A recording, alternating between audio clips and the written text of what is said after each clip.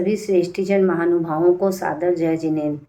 मैं रांची से श्वेता कास्तीवाल। आज मुझे जैन धर्म के महान ग्रंथकार आचार्य पूज्यपाद स्वामी जी का जीवन परिचय और इनकी अद्भुत कीर्ति इष्टोपदेश ग्रंथ, जो कि मेरी भी प्रिय ग्रंथ है और उपयोगी ग्रंथ है, इसके विषय में मैं अपनी भावनाओं को प्रकट करने का सुअवसर प्रदान किया है।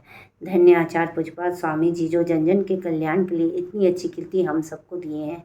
मैं उन आचार्य श्री के चरणों में बारंबार कोटिशः नमन करती हूँ।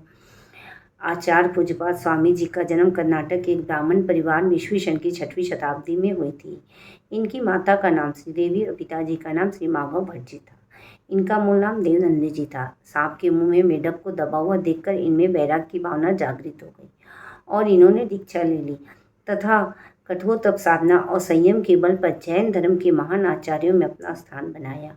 उनके ज्ञान, चारित्र और तप के उत्कृष्ट आचरण के कारण देवता भी उनके चरणों की पूजा करते थे, यानी वे देवताओं के द्वारा भी वंदनीय थे, इसलिए उन्हें पूज्यपाद की उपाधि प्राप्त हुई। आचार्य पूज्यपाद स्वामी जी दिगंबर परंपरा के एक महान आचार्य, दार्शनिक, व्याकरणाचार्य, कवि और आध्यात्मिक चिंतक थे। इनके कवित्व से प्रभावित होकर आदि पुराण में आचार्य जिनसेन जी महाराज ने इन्हें कवियों का तीर्थंकर कहा है। देवनंदी पूज्यपाद स्वामी जी ने अनेक महत्वपूर्ण ग्रंथों की रचना की है, जिनमें सर्वार्थ सिद्धि, जैनेन्द्र, व्याकरण, समाधि तंत्र, इष्टोपदेश प्रमुख ग्रंथ हैं और भी इनकी कई प्रमुख रचनाएं हैं। इन ग्रंथों के माध्यम से जैन धर्म को इन्होंने सरल और व्यवहारिक रूप से जन जन तक पहुँचाया है।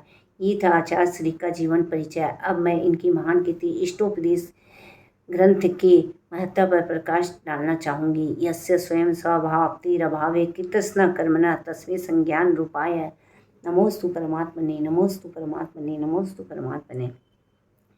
इष्टोपदेश एक संक्षिप्त किंतु अत्यंत उपयोगी और प्रभावशाली आध्यात्मिक ग्रंथ है। इनके श्लोक बहुत ही सुंदर और मधुर है, जो साधारण जन भी इस ग्रंथ की भाषा को आसानी से समझ सकता है। इन श्लोकों के माध्यम से आचार्य पूज्यपाद स्वामी ने आत्मा का सच्चा स्वरूप, सम्यक दर्शन, सम्यक ज्ञान और सम्यक चारित्र, वैराग्य, संयम और मोक्ष मार्ग का अत्यंत सुंदर वर्णन किया है। देहधारी मनुष्यों को सुख दुख का अनुभव होता है, वह मात्र कल्याण कल्पना मात्र है। वासना मात्र में वितत सुखम दुखम च देहि नाम तथा हुर्दवीय जयंते ते भोगा रोगा इवापति।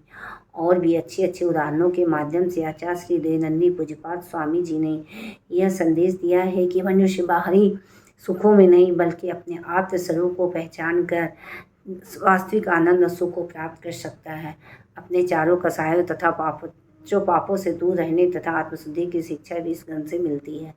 वर्तमान में भागदौड़ की जिंदगी में जब मनुष्य शांति और संतोष और तनावपूर्ण स्थितियों से घिरा होता है, तो यह इष्टोपदेश ग्रंथ का संदेश अत्यंत प्रासंगिक हो जाता है।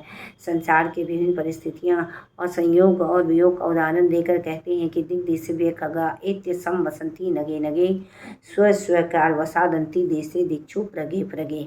अर्थात पक्षी विभिन्न देशों और दिशाओं से आकर वृक्षों पर एक जगह ठहर जाते हैं और प्रातःकाल होते ही अपने अपने प्रयोजनों हेतु विभिन्न प्रांतों में चले जाते हैं। इसी प्रकार संसार का संबंध है। ऐसे में घर परिवार और संबंधों को समझना चाहिए।